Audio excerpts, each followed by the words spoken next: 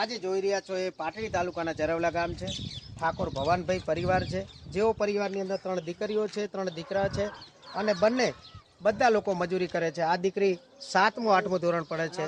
આ પરિસ્થિતિને અમે જરવલા ગામે આવ્યા તો અમે જોયું છે કે આજે એ પરિવાર 2024ની અંદર ઝૂંપડપટ્ટીમાં રહે છે। આજે પણ એમના ઘરમાં પાણી માટેની વ્યવસ્થા ગંભીર છે। આજે પણ એમને લાઇટ નથી, આજે પણ એમને પાકું મકાન નથી। આજે આ દીકરીઓને જાહેરમાં પોતાના આંગણામાં એક પાણા ઉપર રાખી અને નાવું ધોવું પડે છે। તો અમારા માટે તો શરમજનકની બાબત છે। અમે બી આ સરકારી તંત્રને ધ્યાન દોરવા માંગ્યું છે કે જરવલા ગામે ઠાકોર પરિવાર છે, પરિવારની અંદર 8 સભ્યો છે। આ પરિવારે વર્ષોથી અમને પ્લોટ અને સરકારી જાહેર સુવિધા માટે માંગણી કરેલી છે। તો અમે આ વિનંતી કરીએ છીએ સરકારને કે આવા પરિવારને તાત્કાલિક ધોરણે સરકારની તમામ વ્યવસ્થાઓ અને તમામ પ્રકારે એમને મળવી જોઈએ। ભવાનભાઈ, તમે કેટલા ટાઈમથી સરકારને રજૂઆત કરેલી છે? લગભગ 8-10 વર્ષ થઈ ગયા। ભવાનભાઈ કહે છે કે 8 થી 10 વર્ષથી પોતાને પ્લોટ અને સરકારી સહાય માટે વાત કરેલી છે। કોઈ કરતા નહીં।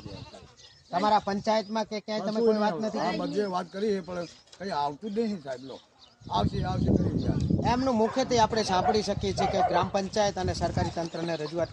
માસી, તમારું શું કહેવું? તમે કેટલા ટાઈમથી પોતાના મકાન માટે કે રજૂઆત કરેલી? અમે તો કેદરનું ઓલું કહીએ પણ મકાન ફોર્મ ભર્યું તો પાસ થતું જ નહીં। આવશે કરી માસીના જણાવ્યા પ્રમાણે આપણે વાત કરીએ છીએ કે એમને ઘણા બધા વર્ષોથી એમને મકાન માટે, પ્લોટ માટે, સહાય માટે સરકારી પંચાયતને તમામ જગ્યાએ એમને રજૂઆત કરી છે, પણ કોઈ સાંભળતું નથી। તો અમે બી જાહેર જનતા અને સરકારી તંત્રને ધ્યાને દોરવા માંગીએ છીએ કે આવા પરિવારને તાત્કાલિક મુલાકાત લેવો અને પંચાયત તરફથી અને સરકાર તરફથી જે કંઈ જરૂરિયાત હોય એ તમામ સુવિધા। પહેલી એમની પ્રાથમિક માંગ છે કે આજે બી આ દીકરીઓને જાહેરમાં નાવવું પડે છે, એટલે શરમજનકની વાત છે। ગુજરાત તરીકે આ વિકાસશીલ ગુજરાતની વાત છે। તો અમારી વિનંતી છે સરકારને કે આ પરિવારને તાત્કાલિક એમને સુવિધા મળે। તો અમે પણ તમે જોઈ શકો ખાવા માટેના વાસણો, ઝૂંપડું છે અને 2 ખાટલા તમે જોઈ રહ્યા છો। વાડની અંદર એમની ઘર ચીજ વસ્તુઓ અને ઠામની નીચે એકદમ 1947 જેવી હાલત છે કે આજે બી આ માટીની અંદર આ પરિવાર સૂઈ બેસે છે। તો ગુજરાત માટે, વિકાસશીલ ગુજરાત માટે શરમજનક કહેવાય। તો આવા પરિવારને અમે સરકારી તંત્રને, જાહેર જનતાને ધ્યાન દોરવા માંગીએ છીએ કે આવા પરિવારને તાત્કાલિક ન્યાય મળવો જોઈએ।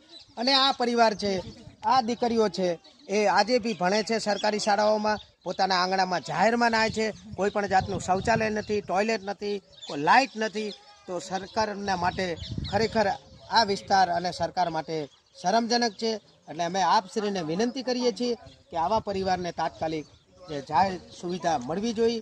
તો જય હિન્દ, જય ગુજરાત।